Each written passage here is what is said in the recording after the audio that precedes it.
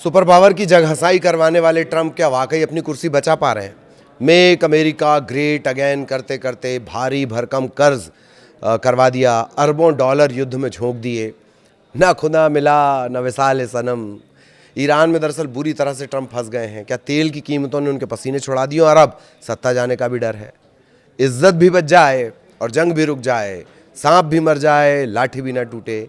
क्या ट्रंप के पास ऐसा कोई फॉर्मूला तलाश करने के अलावा कोई और चीज़ बची नहीं है? नमस्कार, मैं ललित प्रजापति। सवालों के ज़रिए वो सब जो अमेरिका और ईरान युद्ध के बारे में आप सभी को जानना चाहिए। ईरान के साथ जंग अब राष्ट्रपति डोनाल्ड ट्रंप के लिए गले की फांस बन गई है। गले की हड्डी न निगलते बने न उगलते बने। सैन्य और कूटनीतिक मोर्चे पर कोई ठोस जीत न मिलने से ट्रंप की मुश्किलें लगातार बढ़ रही हैं। वैश्विक बाजार में तेल की बढ़ती कीमतें, घरेलू स्तर पर गिरती लोकप्रियता ने रिपब्लिकन पार्टी की चिंता बढ़ा दी है। हालात ऐसे हैं कि ट्रंप ना तो युद्ध जीत पा रहे हैं, न ही सम्मानजनक तरीके से पीछे हट पा रहे हैं। ईरान के साथ युद्ध हुए 2 महीने से ज़्यादा का वक्त हो गया है। 28 फरवरी से इसका सिलसिला शुरू हुआ था। राष्ट्रपति डोनाल्ड ट्रंप ने जिस मकसद के साथ सैन्य कार्रवाई शुरू की थी, वो अब भी कोसों दूर नजर आ रही है। ना तो अमेरिका को कोई निर्णायक सैन्य जीत मिली है, ना ही ईरान कूटनीतिक तौर पर झुकने के लिए तैयार है। हालात ऐसे बन गए हैं कि ये गतिरोध अनिश्चित काल तक खिंच सकता है और ये स्थिति न केवल अमेरिका बल्कि पूरी दुनिया के लिए एक बड़ी मुसीबत बन जाएगी। ट्रंप के लिए अब सबसे बड़ी चिंता ये कि ईरान के साथ उनका ये जो टकराव है वो उनकी विरासत को कहीं दागदार ना कर दे। दोनों पक्ष इस समय अपनी जिद पर अड़े हुए हैं। ट्रंप और ईरानी नेतृत्व दोनों को ही लग रहा है कि उनका पलड़ा भारी है। ईरान ने बातचीत शुरू करने के लिए एक नया प्रस्ताव भेजा था, लेकिन ट्रंप ने इसे सिरे से खारिज कर दिया। इसके बाद गतिरोध खत्म होने का कोई रास्ता नजर नहीं आ रहा है। अमेरिकी राष्ट्रपति और उनकी रिपब्लिकन पार्टी के लिए ये अनसुलझा संघर्ष बेहद डरावना, बहुत ज़्यादा डरावना, सत्ता के लिहाज से और ज़्यादा डरावना साबित होता नजर आता है। वैश्विक अर्थव्यवस्था पर इसका बुरा असर पड़ रहा है, वो सभी देख ही रहे हैं। देख क्या रहे हैं, सब भुगत रहे हैं। भारत तो फिर भी अच्छी स्थिति में है। कई जगह तो अलग अलग फॉर्मूले ईजाद करने पड़े हैं। अमेरिका में पेट्रोल और डीजल की कीमतें आसमान छू रही हैं। आम जनता में गुस्सा लगातार बढ़ता जा रहा है। क्या ट्रंप के सभी सैन्य लक्ष्य पूरी तरह फेल हो गए? एक सवाल। तो ट्रंप प्रशासन ने जब ईरान पर हमला किया था तो उसके लक्ष्य बहुत बड़े बड़े थे।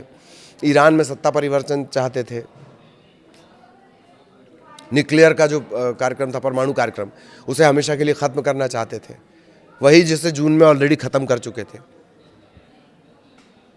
अमेरिकी और इजरायली हमलों ने ईरान की सैन्य क्षमताओं को काफ़ी नुकसान ज़रूर पहुंचाया, लेकिन ट्रंप के जो मेन पर्पस थे, लक्ष्य थे, टारगेट थे, वो तो जस के तस हैं। ना तो वहाँ की सरकार बदली, ना ईरान अपने परमाणु हथियारों का रास्ता छोड़ रहा है। और जैसे जैसे समय बीत रहा है, गतिरोध और गहराता जा रहा है और बढ़ता जा रहा है, खाई और बढ़ते जा रही है। पिछले हफ्ते पाकिस्तान के माध्यम से बातचीत की कोशिश हुई। ट्रंप ने अपने वार्ताकारों को इस्लामाबाद जब लास्ट मोमेंट पे भेजना था तो यात्रा रद्द कर दी। इसके बाद ईरान ने युद्ध को रोकने का एक प्रस्ताव भी दिया था, ट्रंप ने उसे ठुकरा दिया। तेहरान का प्रस्ताव था कि जब तक युद्ध औपचारिक रूप से ख़त्म नहीं होता तब तक परमाणु कार्यक्रम पर कोई चर्चा नहीं होगी, टाल दी जाए। और होर्मुज जल डमरू मध्य स्ट्रेट ऑफ होर्मुज को फिर से खोलने पर समझौता हो। ट्रंप को यह मंजूर नहीं था क्योंकि वे शुरुआत में ही परमाणु मुद्दे पर ठोस गारंटी चाहते थे। तेल की बढ़ती कीमतों ने ट्रंप की नींद क्यों उड़ा दी है? एक सवाल ये। ईरान ने होर्मुज स्ट्रेट ऑफ होर्मुज को प्रभावी ढंग से बंद कर रखा है। दुनिया का 5वां हिस्सा का जो तेल है वो इसी रास्ते से होकर गुजरता है। इसके बंद होने से वैश्विक तेल आपूर्ति को बड़ा झटका लगा। अब कोई नया रास्ता, नया रूट तलाशना, नया विकल्प तलाशना, वो सालों का काम है।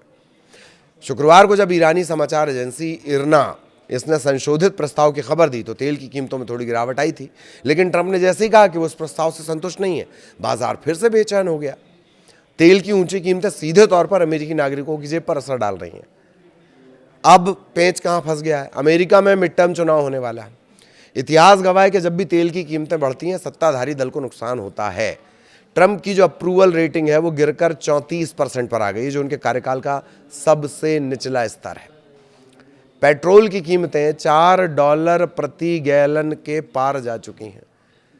बीच में ये $120 के आसपास पहुंची थी,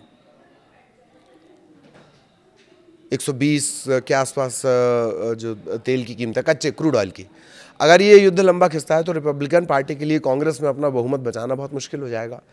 व्हाइट हाउस भले ही कह रहा हो कि ट्रंप के पास पूरा समय है, लेकिन हकीकत ये है कि जो घड़ी चल रही है ना, टाइम, काल, समय, वो ही उनके खिलाफ चल रहा है।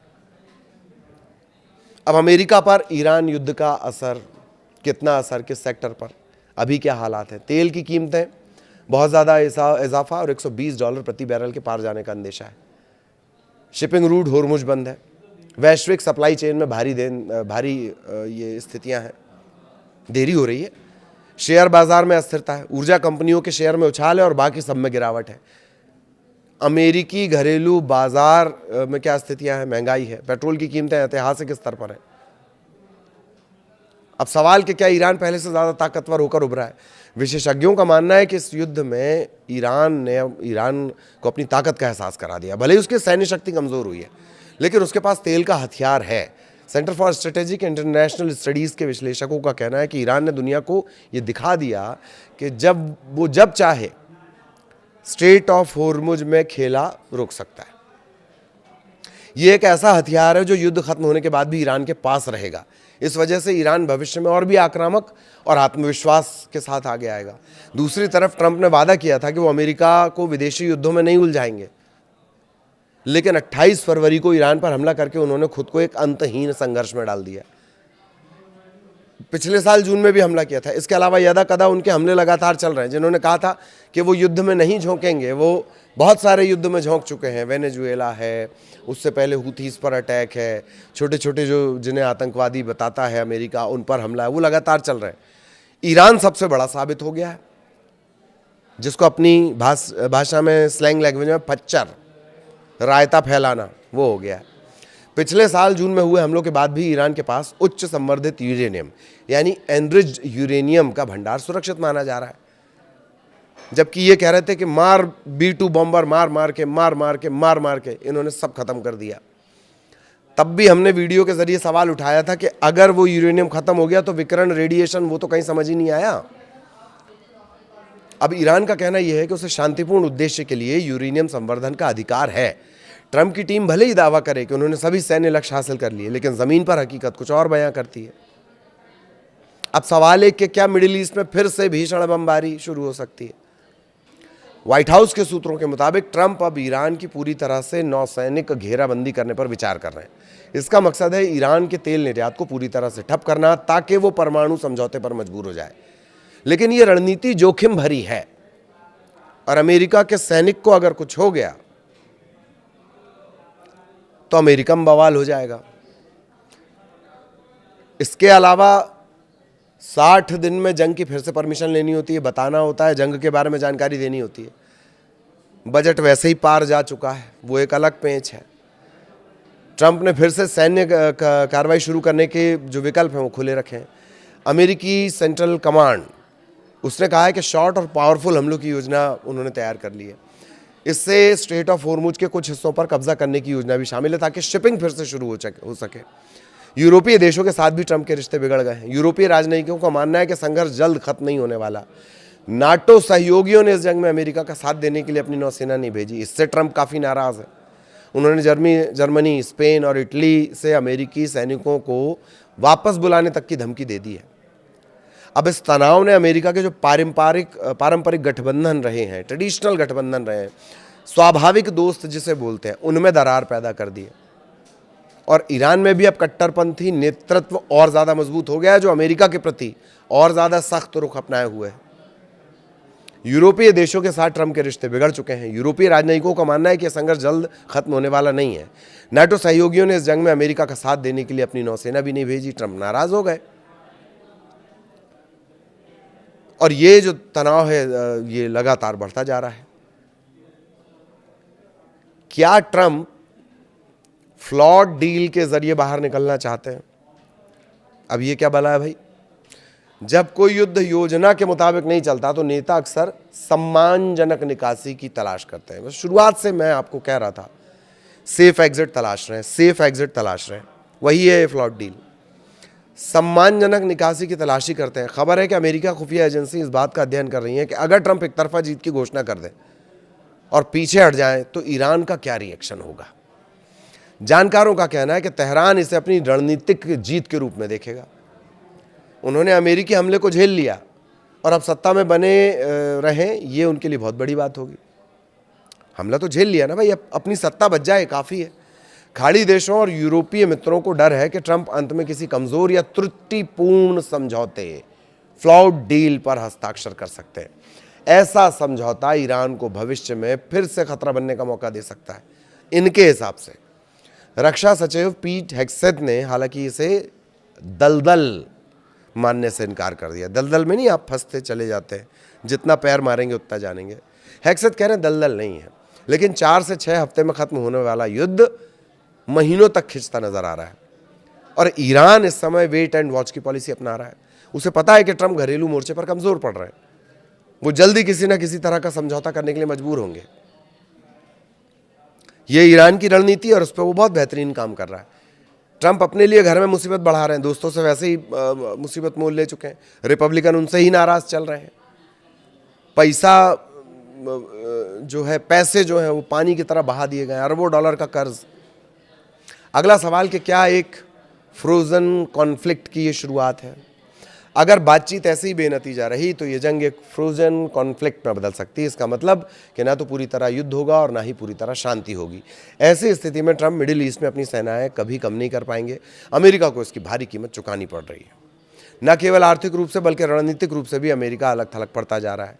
ईरान की जनता ने भी ट्रंप की उस अपील पर ध्यान नहीं दिया जिसमें उन्होंने कहा था कि सरकार उखाड़ फेंक दो। सवाल यह है कि ईरान की अर्थव्यवस्था कब तक इस दबाव को झेल पाएगी, ये है मार्के की बात। तेहरान समय काट रहा है, उससे उम्मीद है कि अमेरिकी चुनाव ट्रंप के लिए मुश्किलें पैदा करेंगे, लेकिन ईरान के लिए भी आर्थिक तबाही से बचना बड़ी चुनौती है। तो कुल मिलाकर ट्रंप एक ऐसे मोड़ पर खड़े हैं जहां उनके सामने न खुदा ही मिला न विसाल सनम वाली स्थिति है। उन्होंने जो युद्ध शुरू किया वो अब उनके अपने राजनीतिक भविष्य के लिए सबसे बड़ा खतरा बन गया। इस पूरे घटनाक्रम ने यह भी साबित किया कि आधुनिक युग में युद्ध केवल सीमाओं पर नहीं बल्कि बाजार पर, बैलेट बॉक्स पर भी लड़े जाते हैं। ट्रंप के लिए ईरान की ये चुनौती अब उनके करियर की सबसे बड़ी परीक्षा बन चुकी है और जल्द अगर वो कोई ठोस समाधान नहीं ढूंढ पाए तो हो सकता है कि इसकी कीमत व्हाइट हाउस की कुर्सी गंवाकर उन्हें चुकानी पड़े, ऐसा जानकारों का कहना है।